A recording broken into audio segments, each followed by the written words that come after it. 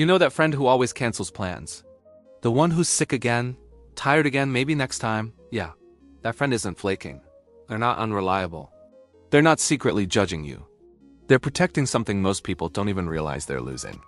And if you're someone who genuinely feels a small wave of relief when plans get canceled, if a Friday night in pajamas feels more exciting than a Friday night out, if your idea of peace involves silence, low lights, and zero expectations, welcome.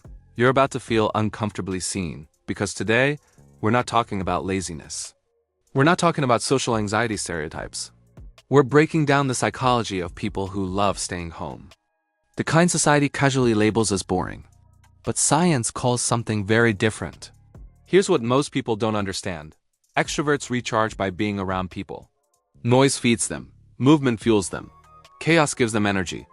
Put them in a crowded room and their battery goes up. But for introverts and solitude-preferring minds, it works in reverse. Every conversation, even a good one, slowly drains them. Every interaction pulls a little energy out. And home isn't just comfort, home is the charger. Psychologists refer to this as optimal arousal theory. Some nervous systems need constant stimulation to feel alive. Others need the opposite, less noise. Less unpredictability, less interruption. It's not fear. It's not weakness. It's wiring. But here's where it gets more interesting. Because for many people, staying home isn't just about energy. It's about control. Out there, the world is chaotic, loud strangers, sudden changes, forced conversations with people who don't care about the answer. Your brain is constantly scanning, adjusting, performing. But at home, you control the lights, the sound, the temperature, the pace. For people with high sensitivity or anxiety, that control isn't a luxury. It's survival. And here's something most people never hear. Studies consistently show that people who enjoy solitude tend to be more creative, more introspective, and better at problem solving. Staying home isn't doing nothing. It's where ideas actually form, not in a packed bar, not in a loud room, but in a quiet corner late at night when your thoughts finally have space to connect. That random insight at 2 a.m., that solution that shows up when no one is watching. That's not accidental. But society doesn't celebrate that. Society celebrates being out there, the parties, the pictures, the noise. The live your best life culture that quietly assumes your life only counts if other people can see it. But what if your best life is a documentary, some soup, and zero obligations? What if your happiest moments don't need witnesses? That's not sad. That's self-awareness. And this is where the line matters. Because not everyone stays home for the same reason. Some people stay in because it restores them. Others stay in because leaving feels heavy. One is peace. The other is hiding. And knowing the difference might be the most important part of all. For the people who truly love staying home, this difference is crystal clear. They're not avoiding life. They're choosing a different one. They're not missing out. They're just not interested in trading peace for noise. These are the people who find meaning in small rituals. The same morning coffee made the same way every day. The familiar spot on the couch that somehow feels safer than anywhere else. The quiet satisfaction of watching the light change in the room as the sun sets. Moments so subtle most people rush right past them without noticing. Psychologists describe this as low stimulation preference, a trait where the nervous system simply doesn't need constant input to feel fulfilled. These people don't need the world to entertain them. Their inner world already does that job. And here's the part that sounds strange if you've never felt it. When you're wired this way, being alone doesn't feel lonely. It feels honest. It feels like the only time your thoughts aren't competing for space. Like the only time your body finally unclenches. That's why turning down invitations doesn't come with guilt. That's why a solo Saturday can feel genuinely satisfying. That's why rewatching a comfort show feels better than making memories you won't even remember next week. And yet, this is exactly where people start doubting themselves. Because society has a script, and that script says more friends, more plans, more movement equals more happiness. So when you don't follow it, the question sneaks in. What's wrong with me? Nothing. Your brain just values depth over volume, presence over performance, quality over constant stimulation. But let's slow down for a second. Because there's something important most videos never mention. Sometimes staying home starts as peace, and slowly turns into avoidance. Sometimes solitude heals, and sometimes it quietly becomes a shield. This happens when social anxiety, past experiences, or depression step in. When leaving the house doesn't feel neutral, it feels heavy. When even small interactions feel overwhelming before they even begin. In those moments, home stops being just a refuge. It becomes a cage. And the difference isn't visible from the outside. From the outside, it looks the same. Cancelled plans, quiet weekends, closed doors.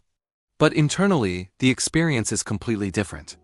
Peace feels full, hiding feels empty. One restores you. The other slowly shrinks your world. That's why the question isn't, do you like staying home? The real question is, how do you feel afterward?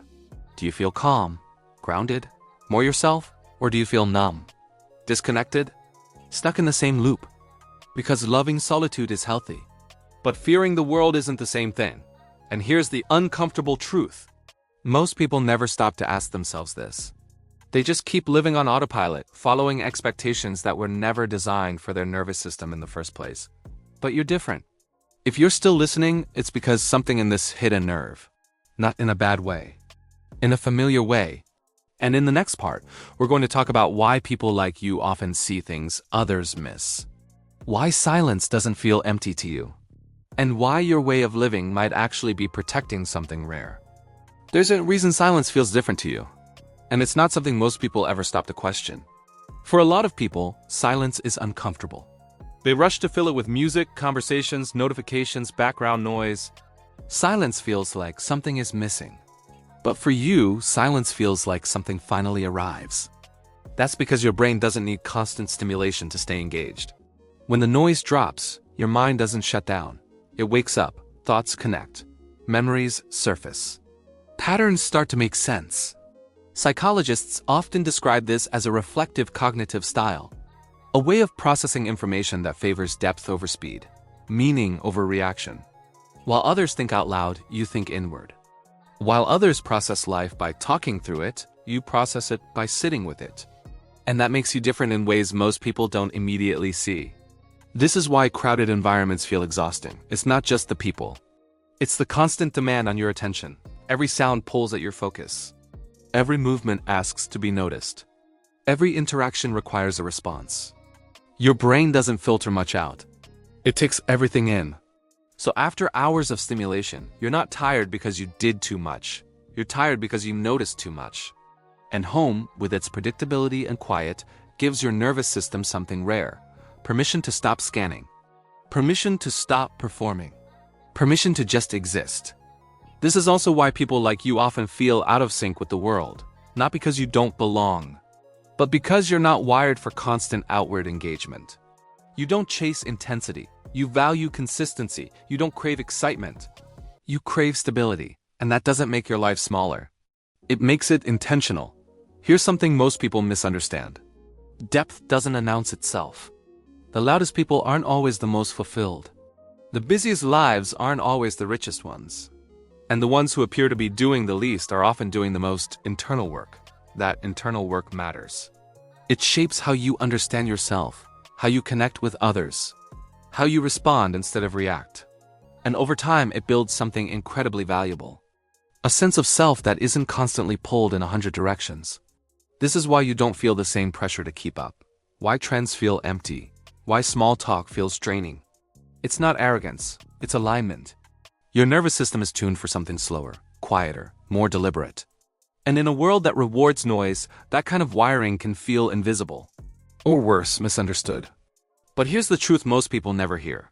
Society needs people like you, people who can sit with discomfort, who can think without distraction, who can notice patterns others rush past, the kind of people who don't confuse movement with progress. And in the final part, we're going to talk about why choosing this kind of life isn't withdrawal. It's discernment. Why peace is not the absence of life, but a deliberate way of engaging with it. And why once you understand this, you stop apologizing for who you are. At some point, you stop trying to explain yourself. You stop justifying why you need space, why you prefer quiet, why too much noise feels like too much life happening at once. Not because you've given up, but because you've figured something out. You've realized that peace isn't something you stumble into. It's something you choose, again and again. Most people spend their lives running from silence. They fill every gap with sound. every empty moment with distraction, because silence forces you to hear yourself. And not everyone likes what shows up, but you've learned to sit there. In the quiet, in the stillness, with your own thoughts. And that's not avoidance. That's courage. Choosing to stay home doesn't mean you're hiding from the world. It means you're selective about what parts of it you let in. You understand that not every invitation deserves your energy. Not every conversation deserves your attention. Not every space deserves your presence. That level of discernment doesn't come from fear. It comes from self-knowledge. You know how much stimulation you can handle. You know what drains you. You know what restores you. And you're no longer interested in betraying yourself just to appear normal. That's something most people don't learn until much later. If they learn it at all. So when someone jokes that you're boring, when they say you should go out more, when they don't understand how you can be content doing nothing, remember this. Stillness looks empty from the outside. But from the inside, it's full of thought, full of awareness, full of clarity. You're not missing out on life. You're filtering it. And that's why your joy looks quieter. Your happiness looks smaller. Your life looks simpler. But it feels deeper. This isn't about rejecting people. It's about protecting your inner world. Because once you've tasted what real calm feels like, constant noise stops feeling like freedom and starts feeling like interference. So if you're someone who cancels plans without guilt, who finds comfort in routine, who feels more alive in a quiet room than in a crowded one, who would rather be present than impressive, you're not broken, you're not antisocial, you're not boring. You're just wired for depth in a world obsessed with surface, and once you understand that, something shifts. You stop trying to keep up. You stop apologizing. You stop wondering if you're doing life wrong. Because you finally see it clearly. You're not withdrawing from life. You're choosing how to engage with it. And in the next video, we're going to talk about another trait people like you share. One that explains why you process information differently, why you notice things others overlook, and why that might be your biggest, quietest advantage. If this felt familiar, you already know what to do. The next one is waiting.